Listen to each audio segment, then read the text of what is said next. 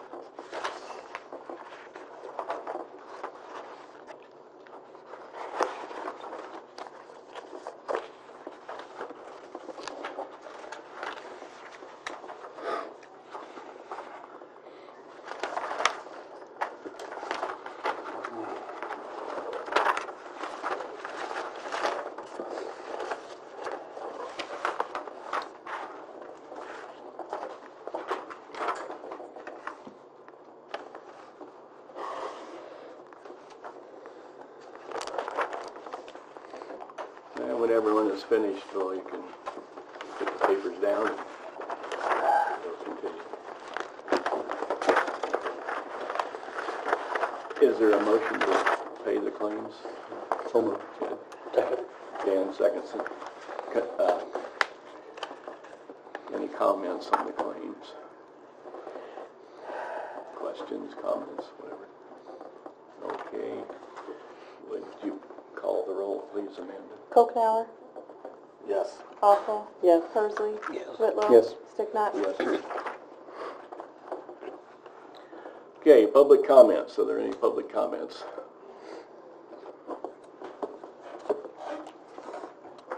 John? At the Policy and Procedure Committee meeting last Thursday, a request was made that we read into the record a letter to the editor that appeared in the Watseka Times-Republic, the Kankakee Daily Journal, the Paxton Record, the Gilman Star, and the Cissna Park News. The letter states, recent statements have surfaced alleging wrongdoing in the handling and treatment of animals at the Iroquois Animal Control Center. The County Board takes this matter very seriously and has heard testimony on the subject and to date has not found any substance in the allegations. In fact, it appears that the laws of Illinois are being followed correctly. so that animals receive excellent care as well as diagnosis of injuries, diseases, and proper treatment when brought to the Animal Control Center. In light of these findings, we, the undersigned county officials, wish to assure all concerned that Dr. Hani Youssef and employees at the Animal Control Center are doing an excellent job.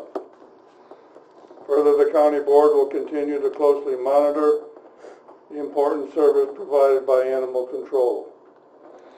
And it's signed by Russell Bills, John Scher, Kevin Kokenauer, Barbara Offal, Marvin Sticknoth, Lyle Behrens, Troy Crumweedy, Vince Lemie, Ernie Curtis, Jed Whitlow, Mike McTaggart, Chad McGinnis, Charles Alt, and Kyle Anderson, 14. In addition, I was been informed that Donna Crow and Dan Persley telephoned Dr. Youssef to indicate their support, and that Kevin Bowman also paid a personal visit there for the same purpose. I guess I would add that it appears that there's been an activity on the part of a small number of people trying to wrest control of animal control from Dr. Youssef. I can only conclude that this must be because they are looking to do this for personal gain. I think we need to recognize what's going on, and I frankly think that we need to be very careful in anything, actions or activities that ensue from this. These are some of the papers copies of some of the papers in which that appeared, and that's the list of the others. So. Mark, Okay, more public comments? I'd like to suggest that 3 of those signatures are not legal. They were gathered at an illegal meeting organized by the chairman at McDonald's. And I would tell you that that was not an illegal meeting. There were no more than 2 people present at that table at one time that belonged to the tax committee. No, it was not illegal. How many were there? It was not illegal. No, it was not. It was legal the whole time. Yeah, that's false information, and it should not be spread around because it was perfect. I made perfectly clear when that looked like there was going to be a problem that I left. That's true, Larry. Who gave you that information, Mr. Asbargen? You don't need to know. What? You don't need to know who gives me information. Okay. We're accused of things and we don't identify who. Well, you cleared it up. Just cleared it up. I don't think it matters. I think that we've already cleared it up. I don't think it matters who his information source was, in my opinion. Let's move on. Yeah, we don't need it to do.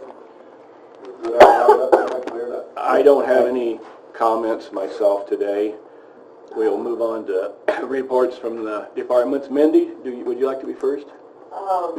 Our office has sent out just over 1,000 pieces of certified mail last Friday. They went out for reminders on for people who haven't paid real estate taxes yet.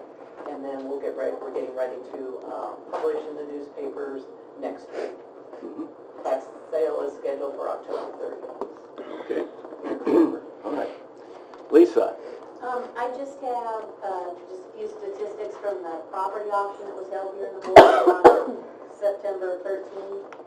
There were 99 parcels offered at the sale, 54 of them sold, and of that 54, 32 of them sold at the minimum bid, the lowest price. The other parcels that didn't sell, the trustee now has the option to outright sell those to any interested party. So, pretty successful. Okay. Bob. We are in the process of closing out my level, essay level, and we should be abstracting starting on the day after the Columbus holiday, and then move on to equalization and keep pounding away. Okay. Anita, you have anything? We'll go over the tax levy later on in this meeting. Okay. Yeah. Okay. All right. Dr. Youssef, Animal Control report. So, last month we received 1 batch. It came back negative for rabies. We picked up 7 dogs. We had 6 bites reports last month. No cats, no just want to express my appreciation for all the board members actually, and I want to tell them, like, well, I'm trying my best personally to work hard, to keep this up to the standard, to be the best animal control in the area. And one last thing is, I just received like a request from one of the board members, I don't know how to mention the name now, but he said, why you are not issuing health certificate for any animal going from your facility to the other shelter. To do that health certificate, actually I have to run heartworm test, fecal test, urine test, and maybe blood work. This is another like at least $10,000 to $15,000 a year budget. If Anita has give me like this type of money to run these tests, I will be more than happy to do that. But we are a transition station for dogs to come and then move into the other facility. And we didn't get any complaint from any one of the shelters that, why did you send this dog, why you didn't, because we come, we look at it, or when we send it back, it's their job to run these tests because they send those animals to adoption. We don't do any adoption at our facility. I just want to explain this point. I think we need to conform to the animal control laws of Illinois, and if we do that, I think we're doing our job.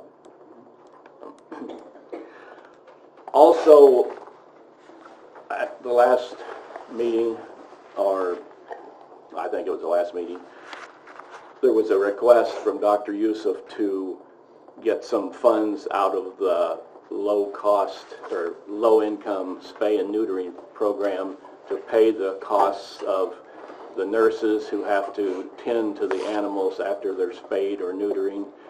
Sometimes they're there late and there's after hours they have to stay. I talked with Mr. Devine about that, and he said he could see no problem with using the funds from that low-income spay and neuter program for those expenses. However, he did say that probably couldn't use it to buy pizza for the people who do the spaying and neutering.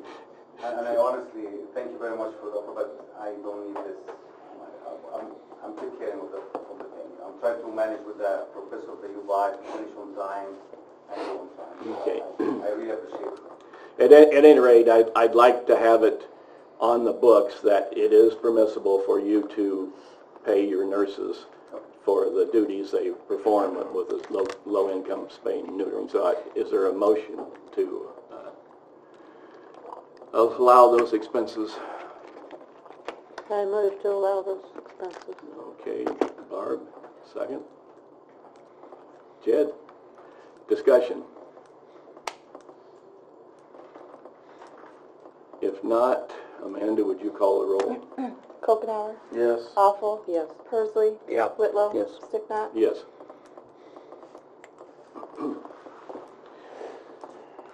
Okay, we're going to move on to tax levy. Anita, do you present something first, or how do you want to handle this? We can do this however you'd like. We can either listen to mental health this year and 377 board. We can listen to those presentations first and get to their levy request amount, and then talk about the levy overall, which is all the funds and all the levy portions. So we'll talk through these spreadsheets. So why don't you go ahead and let the two people, our visitors, present first, and then we'll talk about what they are requesting and how that feeds into our levy request. Okay. Okay? Yeah. I am going to have to leave early. I'm going to turn the meeting over to Jed. I'll get in contact with you later on, Anita, to see what has come of the meeting. I remind the committee that any new business or old business should come from the committee members only. And Amanda, I will come in tomorrow, if it rains, which it probably will, and sign the thing. So I'm going to depart. So Jed, it's all yours.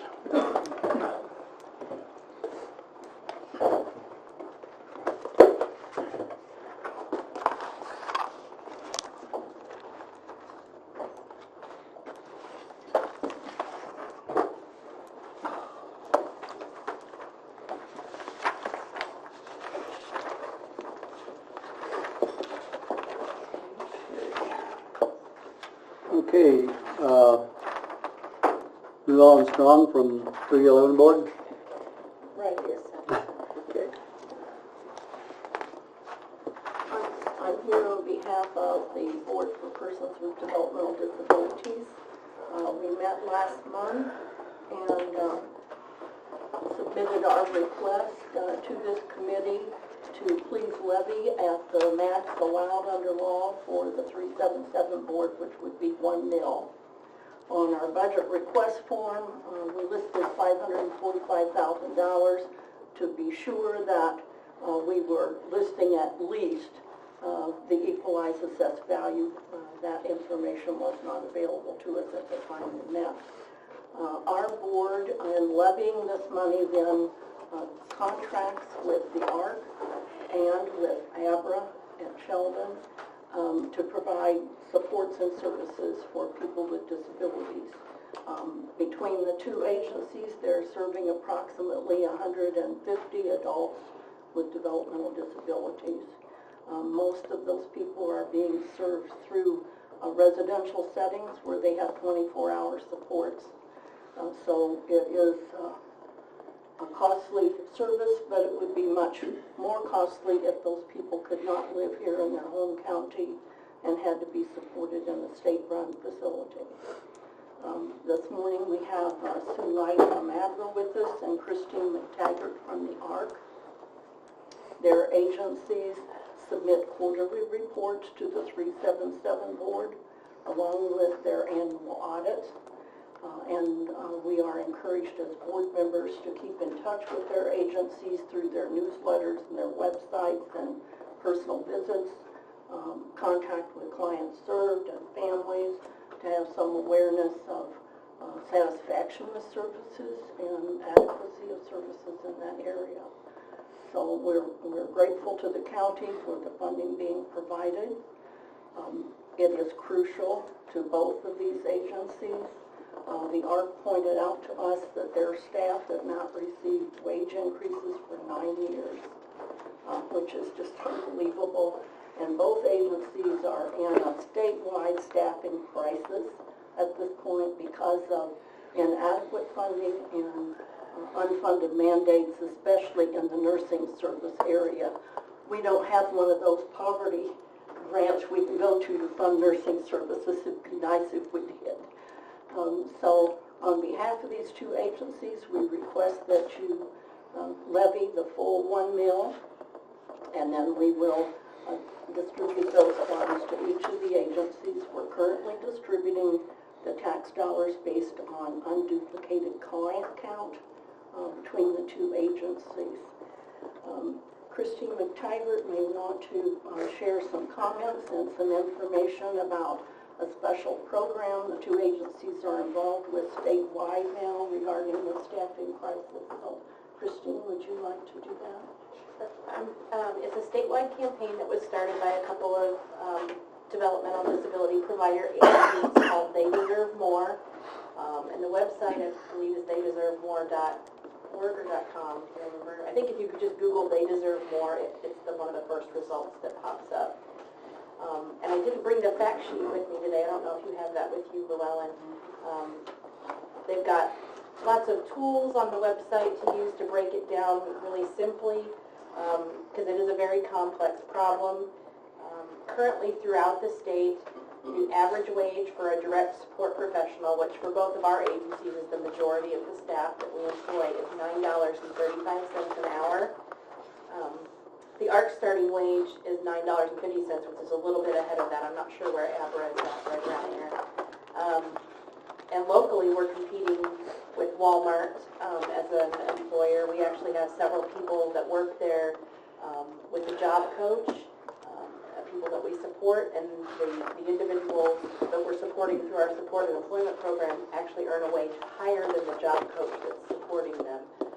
So that's a real morale hit for the staff. It's great for the individuals, it's what we advocate for everybody to have a fair and equal wage, but our direct support staff definitely do not. The average wage for Walmart is $13.38, so there's about a $4 gap between what Walmart pays their average employee and what we're able to pay someone who does direct care.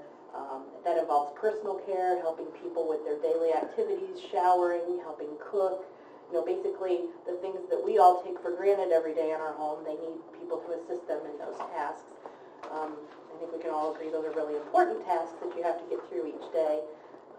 And we've seen a lot of high turnover at both of our agencies, and that's happening as well across the state. Illinois currently ranks 47th in spending for community disability services. Llewellyn mentioned that the only other option is for a state-operated facility, and those rates are currently 3 times what the community rate are. So we have taken some individuals from state-operated facilities. When they transfer to our agency, their rate gets cut in a third. They're the same individual, needing the same support, actually sometimes, you know, needing a little more support with that transition, and we actually get one third of what they're paid when they're supported in the state facilities. There's 27,000 people across the state that depend on these services. As Lynn mentioned, between our agencies, it's around 150. And the other little fact I'll share between our 2 agencies, ABRA and ARC, we employ about 200 individuals. We're kind of the hidden employer in the county that most people don't know about unless they need our services. And people then are shocked that, wow, I didn't know you were here, that there were this many employees. So we are a large employer in the county. I think we're 3rd behind the school districts in the county and the hospital. So definitely an economic engine for the community.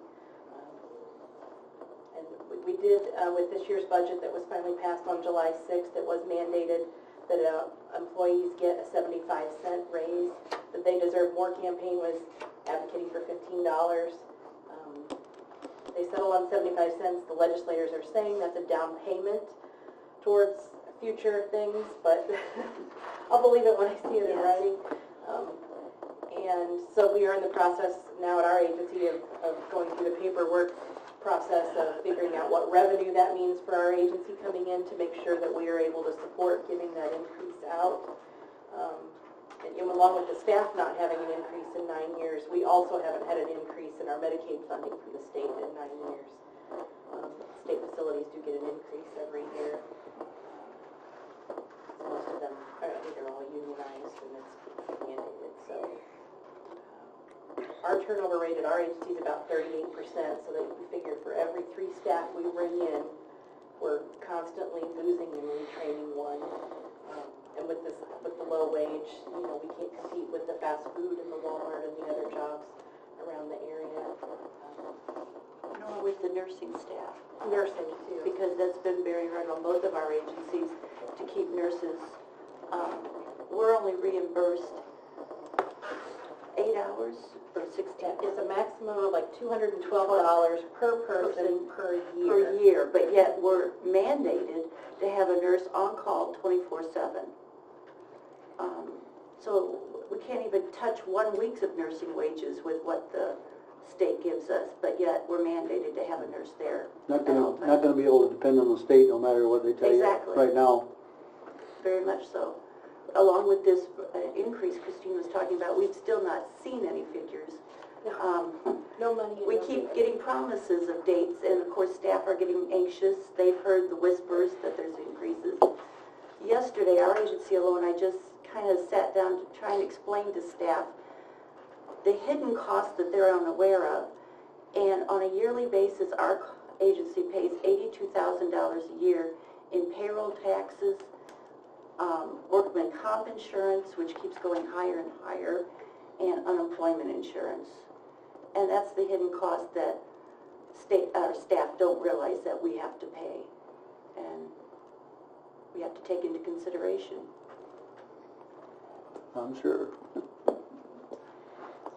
Both of these agencies, in addition to Medicaid funding through the state of Illinois, and the county tax funds so generously provided, do a lot of fundraising. And I think that's an important point for board members to know. You're not just sitting back expecting you to fill all the gaps, but they and the families they're serving are doing what they can. I'm sure they are. Raise additional funds and to operate efficiently. Okay. Thank you. Sue, have anything else? Sue? Yeah? Nope? I have a question for Llewellyn, if you don't mind. Is this an itemized, this is new to me, is this an itemized list of where all that $1 million is gonna go? Do you have, I don't have what you've got, so I don't know. oh, okay, this is just a levy It's worksheet, listed right? under board purposes and developmental If you look down here to the second to last line, persons with developmental disabilities, Okay, there's so, three choices here, and we'll talk through that later on. But you can see in option one, the low end of the EAV, Gotcha. it's 525,000. If you get to the highest end, it's 540,000. And Llewellyn gave me their budget request, and what she had in requests from the two agencies, what they're requesting out of the tax levy totals $541,869. So the way the calculations are working out right now with equalized assessed valuation, even with the max rate of 0.1, I'm not going to get you to 541 unless something happens. Bob can make, something happen for us.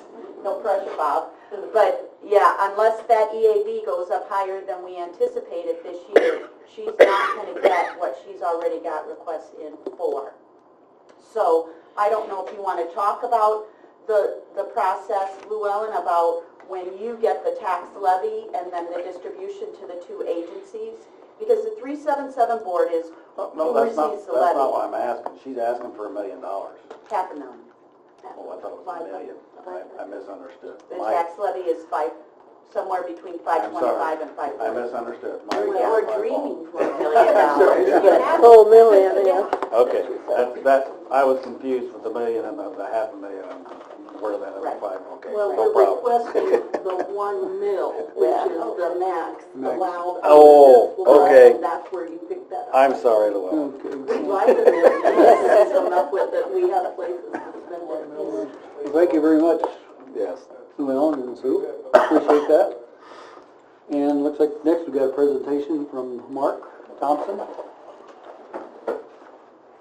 Mental Health Board. Morning, folks. Good morning. Thanks for letting us come today.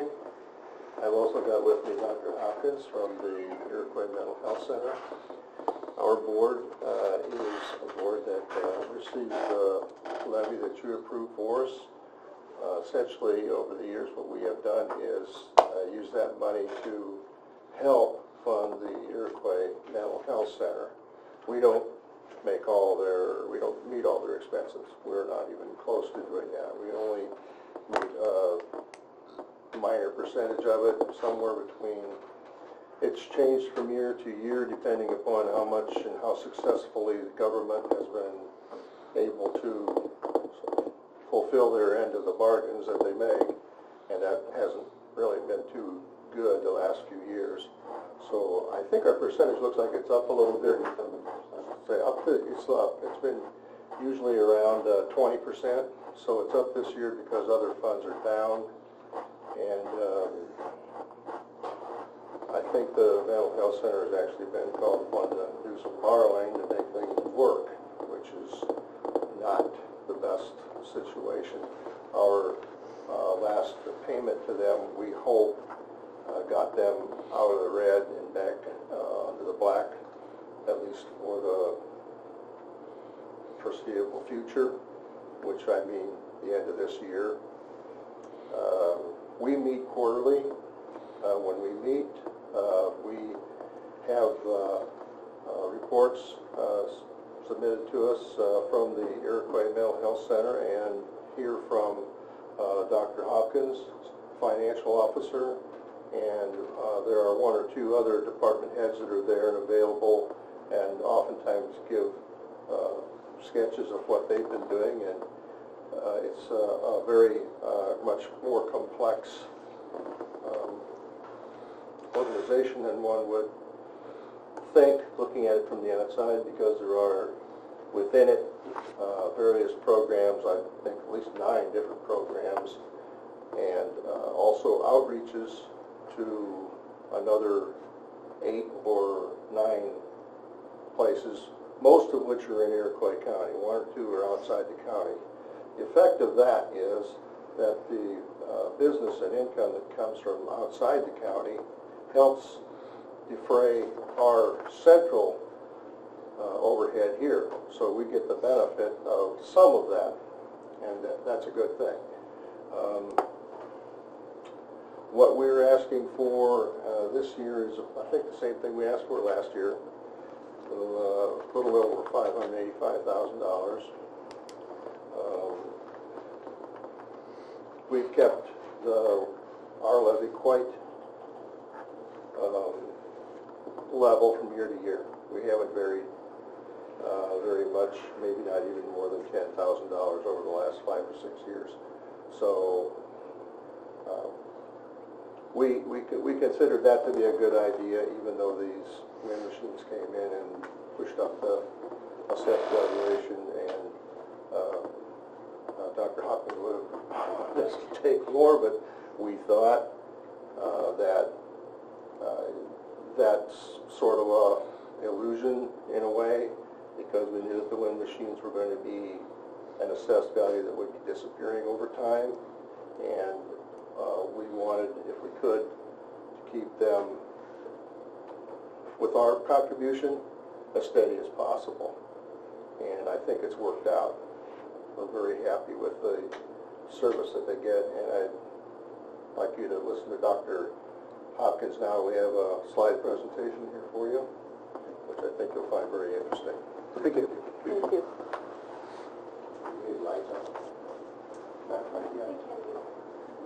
Thank you all for inviting us. I'll tell you a little bit about myself. I spent 20 years in prison, in a good way. I was chief of mental health services for the prison system, and I went around the state setting up mental health programs in 35 different places. And I thought to myself, this is the most ridiculous thing I've ever done in my life. And it's because community mental health centers weren't serving the needs of individuals. Couldn't get in. If you got in, it might not have been a great experience for you. So what I wanted to do was come and see if we could take one and actually make it work. Besides the doctoral degree in clinical psychology, I have an executive MBA from the University of Illinois. So that works nicely because we're basically a private business. And if you're a private business, what you want to try and do is make money, have revenue sources come from other places. We've been asked by Vermilion County to come in, and we're as far into Vermilion County as Rossville. Hoopston, we started off in a little room with a Coke machine, and people would come in and say hi to us and our clients when they got their Cokes, and now they're giving us an entire building. We've come to that particular point. We're as far north as Manhattan, Monee, in relationship with Riverside. We basically rent space, but what we do is, with our system, we're able to provide services and accumulate revenue that will decrease the cost of the services for Iroquois County. If you want to look at it, look at your last page of your booklet there, and what you'll see, the number of contact hours. So for the money that you're getting, or the money that we're receiving, how many contact hours do you think you're going to get? You got 17,636 contact hours. And it costs to Iroquois County of $33.68 per hour. So if you see it, if we saw one client for an entire year, it comes to $503. 37% of the revenue that we receive, in addition, that's the 37% goes toward about a third of our actual revenue. We also get about 37% private insurance. So when people come to us, the therapists that we have, the quality of the therapists that we have, they're receiving the same as what a private pay insurance person would be receiving. No other community mental health center does that. Our people are paneled on a lot of insurance boards, and that's another source of revenue for us. We have 11 satellites. We've been asked to, well, Vermilion County, actually, what happened is their 708 board president came into one of our meetings and had requested mental health services, so we eventually just started going in that direction. We can go up to Danville. We can't go into Danville, and that's sacred territory. Kankakee has asked us to come in. I was talking before the United Way board there, and they're saying, please set up a satellite because the services are needed. The more people we see, the more it drives down your cost per patient for Iroquois County resident. It's kind of like if you owned bed and breakfast in Milford. You might be able to say that you needed 12 beds. You needed 6 beds a night to break even. Okay? You might get those people from Milford, but you need people from elsewhere coming in to put you into some kind of profit territory. That's how we've got this whole thing structured. So the more people that talk to us, they want us to look at the Wells Center. The Wells Center is a place, a 38-bed substance abuse center in Jacksonville. They called us and they said, they're going under, can you come in and get involved? When we came in, they closed within about 2 weeks. So we were a little late coming there.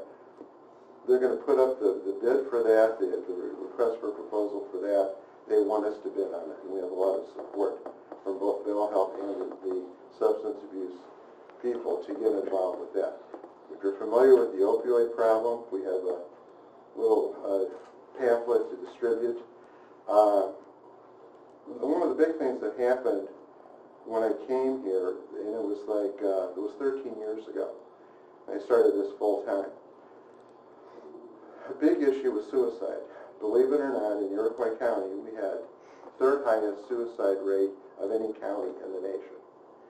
We dropped that down tremendously because of our services that we provided. So now we're pretty reasonable, except for the opioid situation. We're going back up again. So we're facing a tough problem here. But our staff work, we work on actually a productivity system. If you're a full-time therapist, you're expected to see 27 clients, billable clients, per week. That's incredible.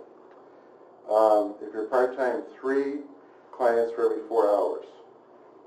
Some people can come in, they can do that for a while, but then realistically they can't do it. They'll find some other reason to blame, but realistically, it's tough. We found a nice core of people that have come in and actually have stayed, and we keep adding to that group. When you talk about recidivism, loss of staff, the average, you'll have an article in a while here that will talk about in behavioral mental health between 25 and 50% turnover. If you're rural, it's as high as 90%. Over the past 8 years, ours has been 24.7%. So we're under the lowest number. So I think we got a system that works. In terms of clientele, we just set a record this past month in September. We don't have a waiting list. We have a problem with psychiatry hours. That's difficult. But to come in and see a therapist, we've never had a waiting list. A little word got out there, and we went through, I think, a couple-month period where it was like, where did everybody go? The record for last month was 91 assessments, if you can imagine. On average, we're somewhere in the high 70s, low 80s per month throughout the year. Drops usually in the summer. This summer, we were in the 80s all 3 months, and they just finished this. The other thing we can do with how you do this, you give us the checks. We don't put a stop on any of the Iroquois County people. We don't say, oh no. Now, if we build on a case-by-case basis, you wouldn't have 17,636. you'd have about 4,100. And then after 4,100, any other place would stop. Yes. What percentage of your clients are actually mandated, like, by the court system, or? Good question. Do you have any idea? It's a pretty small percentage, because that would be clients that come in for a DUI evaluation. That would be clients mandated to come see us from DCFS, probation. So it's a pretty small percentage. Typically, our clients come on their own. Okay. Thank you. And the clients are not necessarily Medicaid. We don't have a problem really getting money from the state because we're dealing directly with insurance companies. That's been a huge benefit to us, as opposed to waiting for checks to come from the state. So if you're on Medicaid, you actually have an insurance provider. We have a small contract with the state, about $30,000 for crisis services. We usually get that, but we don't have to worry about that. It's just a nice position to get.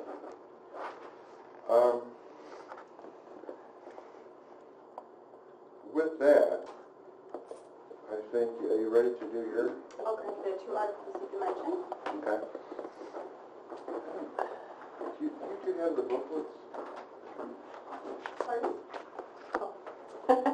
So Dr. Hopkins, my name is Amy Zabel, and I'm on staff at Iroquois Mental Health Center. I have 2 articles to give to you. One is about staff turnover. And just the highlight of this article would be some statistics, as he mentioned, that typical turnover rate at a facility like ours is 25 to 50%, and in rural areas up to 90. So as he mentioned, we're at 24.7% over the last 8 years. So that's pretty exciting. And that number fluctuates for a variety of reasons. But we try our best to provide a great environment for our staff.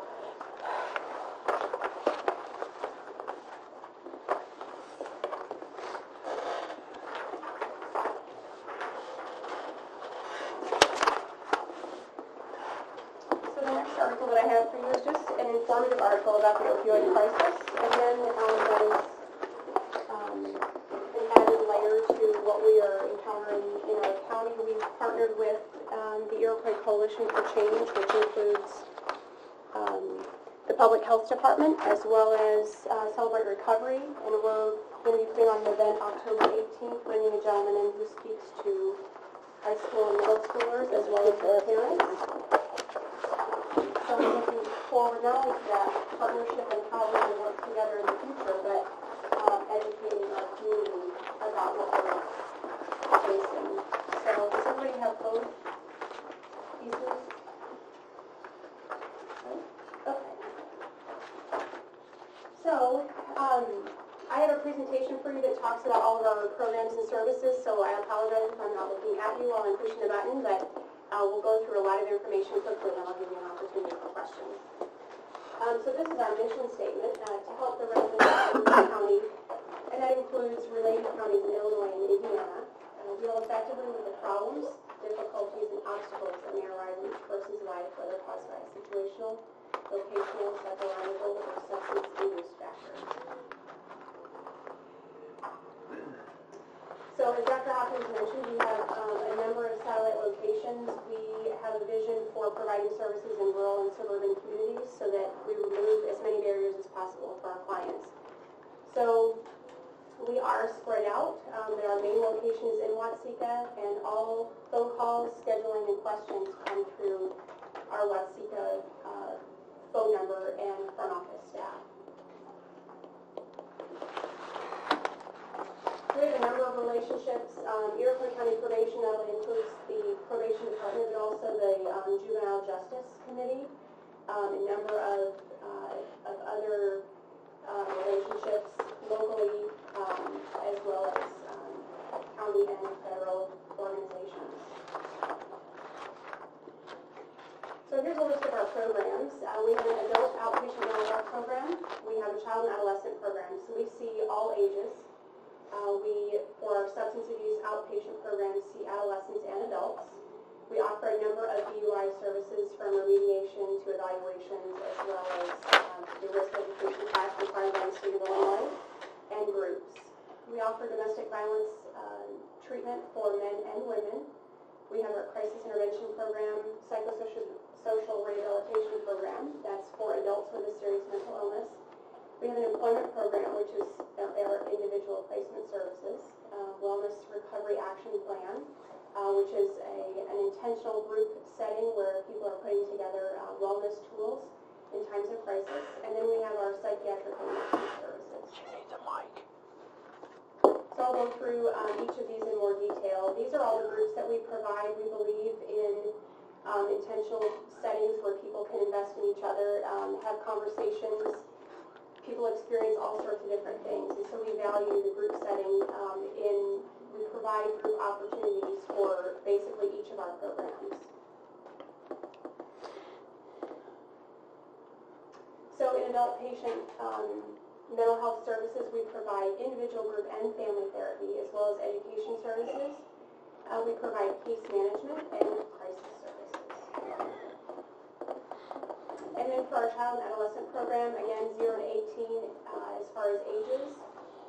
And often, as you can imagine, when we have a 2-year-old that's coming in for services, we're also working with mom and dad, or mom or dad, whoever is, maybe grandparents, whoever is responsible for the child. So then it becomes a collaborative effort between the therapist, the child, and whoever is caring for the child at the time. So we also connect with many of the schools in all of the counties that we serve right now, and then we offer a parenting group, which is a fantastic, very positive reinforcement guided group that's led by our CNA director. So the population that we serve in regards to our child and adolescent program, we have a number of issues that we help kids and their families deal with, including anxiety, trauma, social skills, and bullying.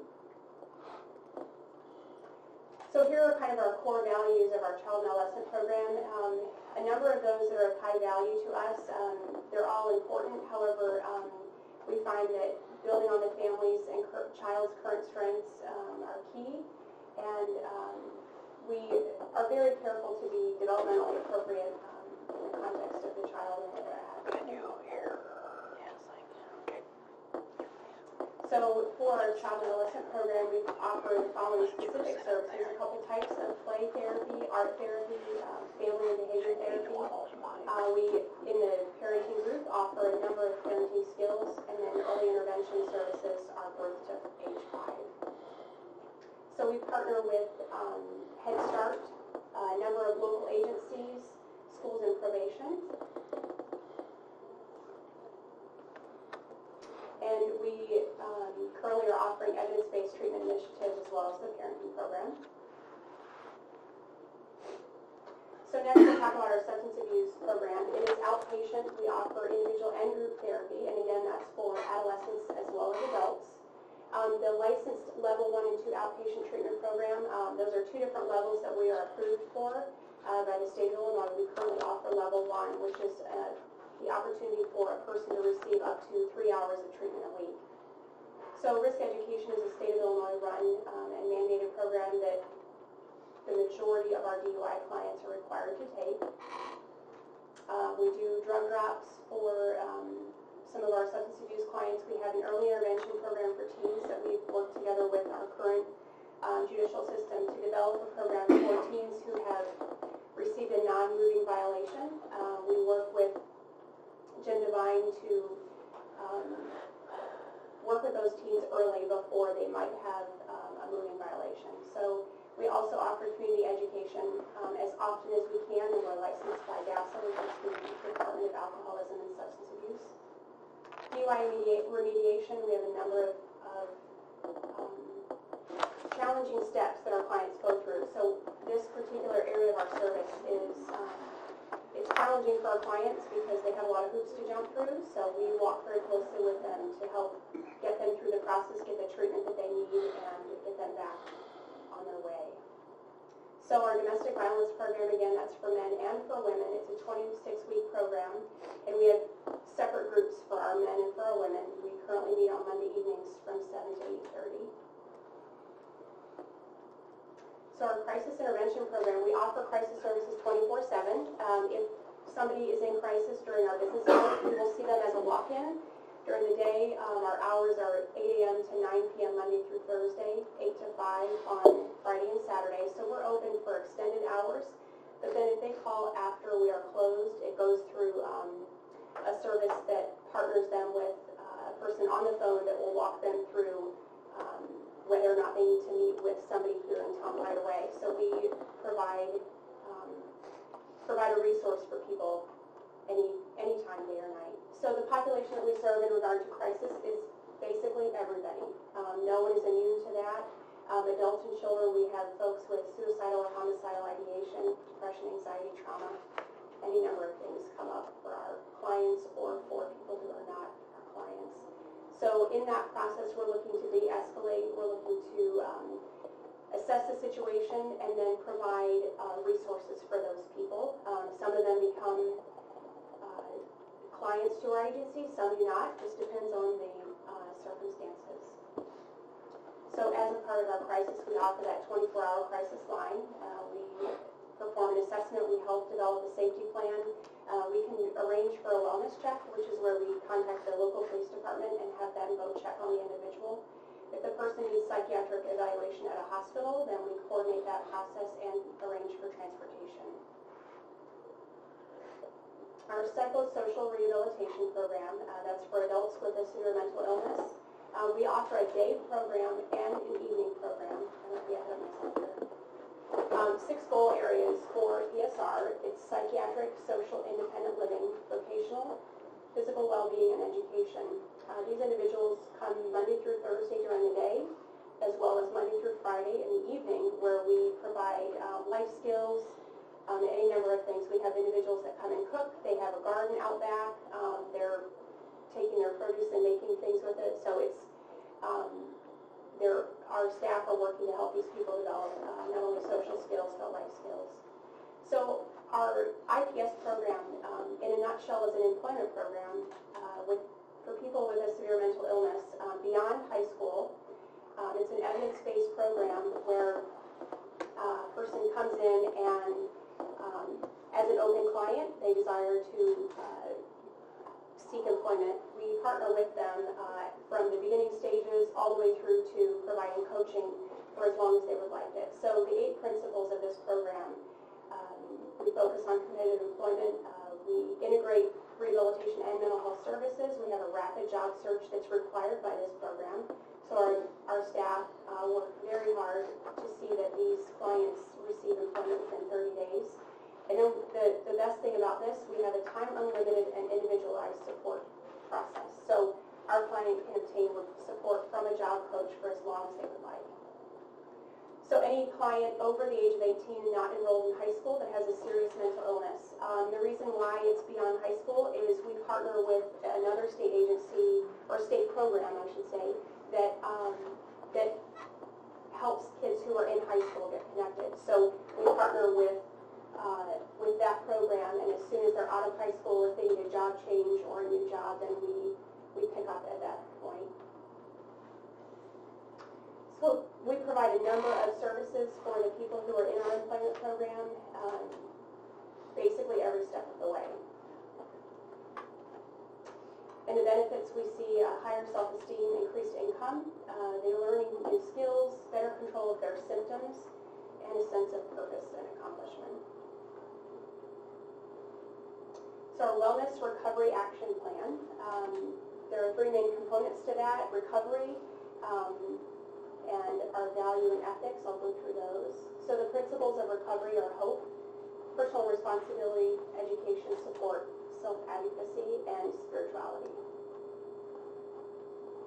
There's kind of a pictogram of what's happening there, but what the WRAP program does is helps a person establish not only a routine but tools that will help them in crisis. So like I said before, it's a very intentional group environment where they're literally developing a toolbox that they can look into as they're in crisis.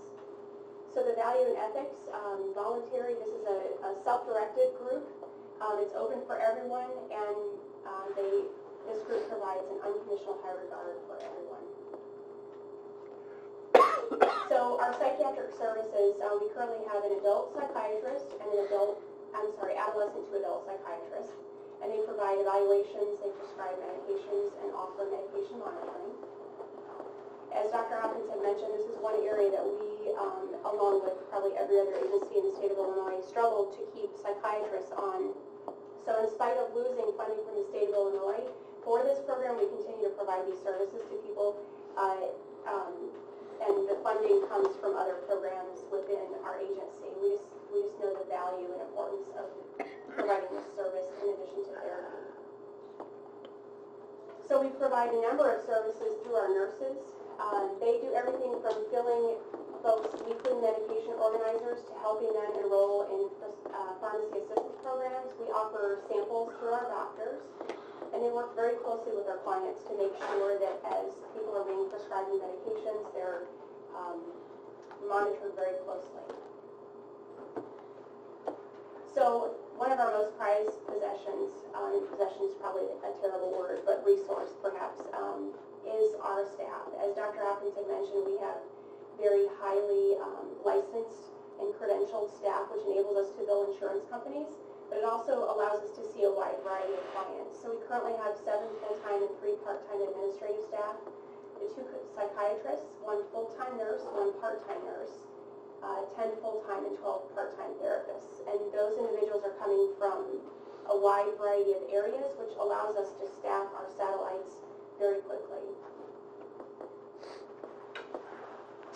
We provide a lot of training. As you can imagine, we're trying to stay on top of things. We do 2 in-service trainings every year just with our staff. We send our staff to a number of trainings outside, and then they bring that information back to the rest of our staff. So we try and utilize our resources there.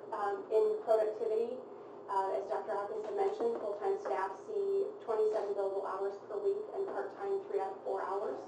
So our average for FY17 was 81.73%. And then suicide statistics, you will see not only what's here, but also in your packet we've provided some information about suicide staggering rates across the state of Illinois. We have dramatically reduced those numbers here in Iroquois County. So we're currently ranked 9th in the state with a rate of 15 suicides per year. So Iroquois County 708 funding, Dr. Hopkins has already gone over this, and that's the last page in your packet. But we are very appreciative of this particular resource. And lastly, Dr. Hopkins had mentioned our growth opportunities, but we partner with a number of outside entities in order to provide a very collaborative and thorough approach to mental health and physical health. So we have offices with Carl, we have offices with Riverside, and we rent space from those areas. So we have found that to be an effective approach. Does anybody have any questions? I know I just gave you the fire hose approach to all of our programs, so I apologize. Yes? There's there's an injectable drug that they use for addicts that are trying to get off the heroin. Have you ever thought of buying that to addicts here in Iroquois County? So we are not currently eligible to provide that service. It's called medication-assisted treatment. So at this time, we're not approved for that process. That would take us to a different level of treatment where we're currently not eligible. So yes, that is a valuable treatment, and if we had the opportunity to obtain the Well Center in Jacksonville, like Dr. Hopkins had mentioned, that facility would be a location where we would utilize medication-assisted treatments. Suboxone is one of them. There's Vivitrol, a number of different drugs that people can use to help them come off of whatever opioid they're on. So we would have that opportunity if we were able to obtain this facility. Any other questions? We appreciate what you're doing. I think it's highly underestimated the good that mental health does, because the ties between mental health and physical health they intertwine with each other. Mental health affects physical health affects mental health, both ways. So I think it's not often thought of that way, but it's true. And We appreciate what you do. Affects us as a community too. Thank you, Amy. And Mark, thank you. Dr. Hopkins, appreciate it. Anybody got anything else on this? If not, we'll move on to old business. Do we have any old business? Do you not want to talk about the levy? I'm sorry, Yes, yeah, we do. I'm sorry. Sorry, Anita. Oh my gosh, I was...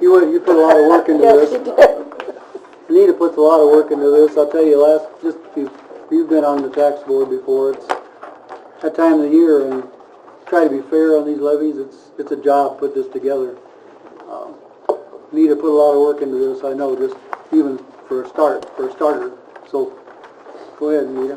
Okay, so what you have is, for years, really Dale Schultz took the lead on this as the former chairman of tax, and he created this spreadsheet, so all I did is copy Dale's work. So, he did all the hard part. But what you have are three scenarios, and Bob's going to talk first kind of how the EAV, or Equalized Assessed Value, plays into the amount that we levy. So there's a couple things to remember. One, there's a max rate allowed by law for each of these different services. And you see that in the column, kind of in the middle. I've got some history here, and there's a column called max rate. Okay? And so in that max rate, that is for the 377 board, they levy at the max rate of 10 cents per $1,000 of equalized assessed value, or 1 mil. That's why Llewellyn kept saying 1 mil. That's what she's referring to. Okay?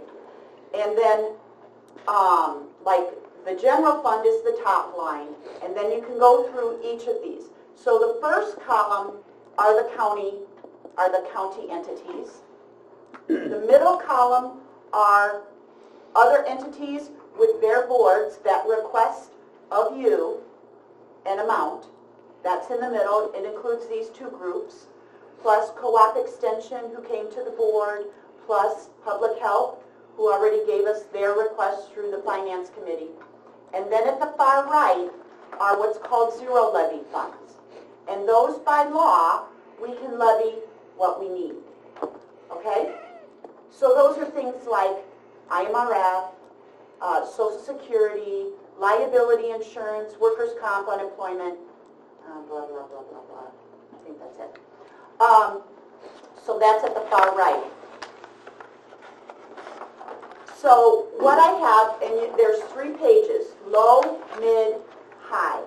Bob, why don't you talk about what those numbers are and how that plays into, Bob's going to talk about like general fund and how those numbers relate to what we are allowed for the general fund. Well, first process in the levy process is establishing what the base taxable assessed valuation is going to be for the coming year. Unfortunately, assessed valuation at this time of the year is not complete, but levies are due by the end of December, I think. Yes. So typically we do not have an exact number at that time to give taxing bodies levying, what they need. So what we have to do in my office is estimate the best we can, and if you know with max rates, I should say, the big thing is not leaving any money on the table. So that's the purpose for the 3 scenarios, the low, the mid, the high. So basically, to correlate it with what you're used to seeing, if you take a mental picture of what your tax bill looks like, on the right-hand side you'll have the assessed valuation, then you'll have several other items that are reductions off of that assessed valuation, whatever, if you own a home, if you're a senior, you have disability, whether it be veteran or just a general disability, state provides by law all kinds of different exemptions. And those come off, and then you get a bottom number what's called the taxable EAV, which is taken times your rate, and that's how it comes up with your amount that you pay on your tax bill. Well, the overall EAV that we use to determine the levy process basically works in the same correlation. I have to determine what percentage of the total EAV typically happens every year that comes off that number before we have a taxable amount. The trend over the last several years is we're about running 89% of our total EAV is what turns out to be taxable EAV. It's been pretty consistent, not big change, fluctuations, so we kind of stay with that for now. So then what happens is we have different levels in my office. We have the assessor's level, which do the assessors, township assessors, do their work and turn that in. And then we abstract after that level. And then as you heard me talk earlier in my committee report, we're ready to do abstracting at the supervisory assessments level.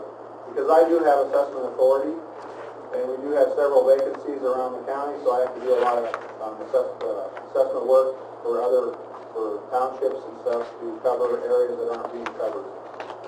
And so then we come up and we abstract, we come up with not the taxable EAV, but the total EAV. And the number I have concrete right now is at the township assessor level. And this year that number is a little over $601 million. So 89% of that is where we come in to the $535 million on the one-year scenario, right? Is that the mid scenario, I believe? Yeah. And that's the number we use to calculate, because then you get your levy request from your taxing bodies, and then that correlates directly with that $535 million, and that comes up with your rate. The rate's always done at the end in Lisa's office in the extension process. So what we do is we develop, since EAV is a moving target, because we got my level one yet, and then we also have the complaint season yet, which happens at the very end, after all the levies are technically supposed to be turned in. So that's why EAV is a moving target, and that's why we give you scenarios of different EAVs to use.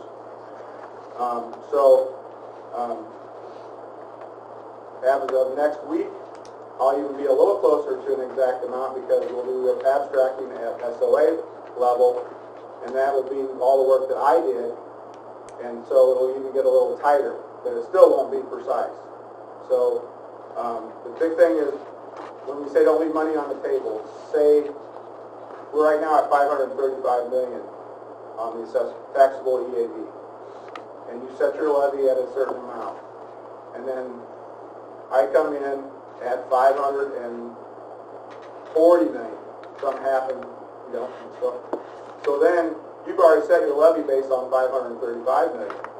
So if it comes in at 540, then you apply, you set your max rate at 0.27 on the corporate rate, which is the general fund. You apply that, and you've only levied so much. You apply the levy to the assessed valuation, and all of a sudden your 0.27 is 0.26 something. And now you've left money on the table. And with the general fund being capped out and money so tight, that's not what you want. And then 377 board, for example, on the extension sheet, they have a max rate of 0.15. Well, they don't cap out. They're 0.1, I think. 1.1. So if they actually went to the cap rate, they bring in $781,000 instead of $585. So that's where the board and Dr. Hopkins has to compromise. But county is capped, so that's so we have to make sure we don't leave money on the table. If you look, I guess last year, or 2 years ago. Yeah, not this year, year before. Year before, we left about $12,000 on the table because we miscalculated what assessed valuation did. Now, by a lot, it's a little bit. But when I'm trying to balance the budget, right, $12,000 it's a big number. It's a number. It's a huge number when you want to balance the budget. So So that's really what we do in the assessment side of it. I worked with Anita, I worked with Dale before, I work with Anita now, and we are coming up with more scenarios. That's why we have the 3 different scenarios to come up with, so you guys have a better idea of what you want to do. And let's make one thing clear. It's always better to overestimate assessed valuation than underestimate it. There's no law, we're breaking no laws to overestimate assessed valuation. Because Lisa when she does extension, she only uses the number that's exact and given to her by that's certified by the state of Illinois through my abstracts. So whatever the levy is, it correlates to that assessed valuation, and that determines your rate. So in the levy process, it does not hurt to make sure you use enough assessed valuation to make sure you don't leave money on the table. So that's where, when you guys decide on a levy, it never hurts to be, you don't want to be $20 million over, but, within reason, but you want to make sure you cover yourself, because you got 2 more moving parts, and like I said, I will be more precise after the end of next week on the second part, and then we got board review process, which we won't do already levy before that number is put out there. That's basically the process. They may have any questions for me. And that's why we always worry about exemptions, because that's where that 89% comes in. And that's money that basically is legislatively given away, not just here, across the state. All right. Thank you, Bob. So you have 3 scenarios, and what Bob is saying is the one that's the mid, the sheet titled mid, that's at that 535 million equalized assessed value. That's the number he's at right now. So that, at this point, is the most likely. And then if you use that, then you look at the corporate rate, that's the general fund. That amount is $1,445,000. What we have in the budget right now, our tentative budget is $1,420,000. So if we can stay at this 535 million, that will help me a lot based on what happened yesterday in management. So what's happening now is Bob's working on equalized assessed value. He's talking to me about what he's finding. I'm dropping it in this spreadsheet to try to get to the right number so that by next week, well, tomorrow, what is today? Tuesday. Thursday, the Finance Committee has to nail down the budget and get it posted. So we have to use the best estimate we can at this point. And that's what Bob is saying. He doesn't have his equalized assessed valuation number yet. He won't have it until February. The levy process will be over. Will be done. You will pass the levy ordinance in December. We're going to look at this month. We're going to look at it next month. Next month, my budget's going to be final already. But we're going to fine-tune these and then pass it in December. So if you look at the mid, you can go straight down and look at the corporate. That is the general fund. Bridges, county highway and bridges and matching tax, those are all highway requests. And that comes, those are at the max rate also. Those come from Joel. That's how he does his budget as well. So those 4 pieces are county entities that are maxed rate.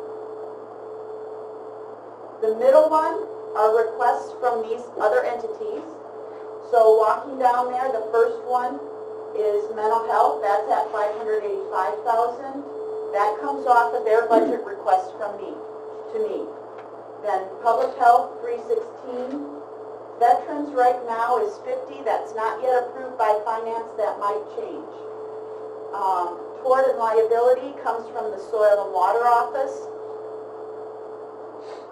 Co-op Extension, Ginger Boas presents that one. 377 Board, Persons with Developmental Disabilities, that's Llewellyn and her group. And since they're levying the max, it's the same thing that's going on in the general fund.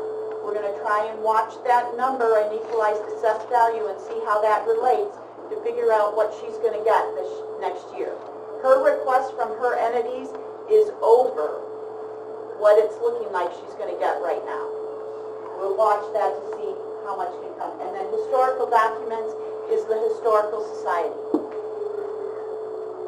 And that's the max rate as well. And then the far right column are the zero levy funds, IMRF. That is what's creating the big change this year.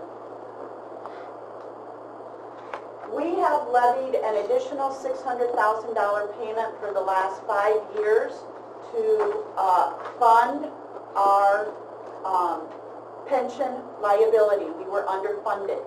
We are now over 90% for all 3 pension funds that we have.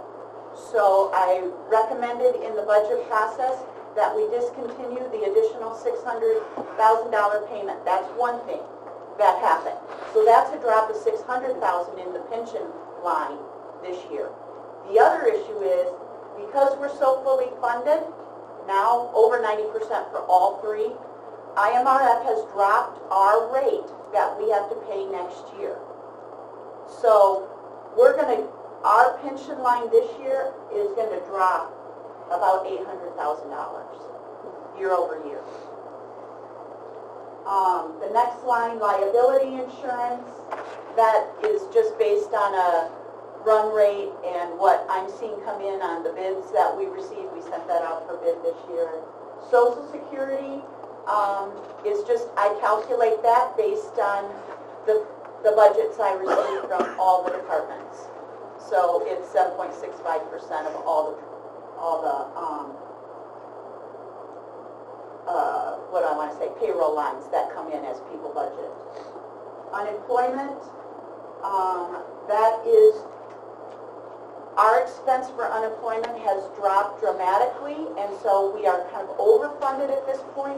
We've left $5,000 in as a levy the last 2 years, but we're kind of paring down our deficit there. Our expense will probably be around $15,000 next year, $16,000. And then the last one is workers' comp. I've got a levy amount right now of $85,000, but I have to tell you, based on the bids we saw come in, that will likely increase. Those are coming in very high. Historically, we paid about $85,000, $90,000 a year for workers' comp based on our expense modification factor that the unemployment or the insurance gave us, assigned us. We went from a factor of 0.98, which means we're less than 1, to 1.37 for next year. So our bids coming in are considerably higher than what we paid. So this number might change in the next week or so. But based on that, the total levy amount comes into $5.3 million compared to last year's extension of $6.1 million. So what we're anticipating is, right now the most likely scenario is a drop, a considerable drop. So that's what it's looking at right now. If you want to walk through this individually, I more than encourage you to come to my office and we can sit down and go through it all. I also gave you... This is a drop in the county rate, not Right. the overall rate. And you're right.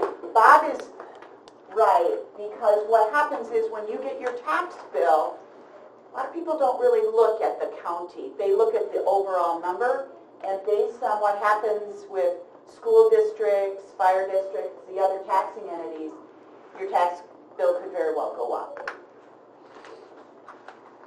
But the county tax rate at this point will go down. I gave you the zero levy fund calculations, those budgets, if you want to go through those on your own. And then, again, if you have questions, let me know. We will go over it again next month. But this committee will need to approve it in December, the tax levy.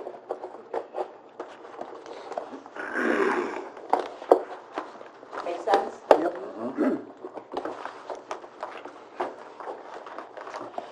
Okay. Thank you, Anita. Bob, thank you. Anybody else have any questions on this? And what we've got here? Just worksheets. Like you explained, a lot of work into this. Lots of work. Okay.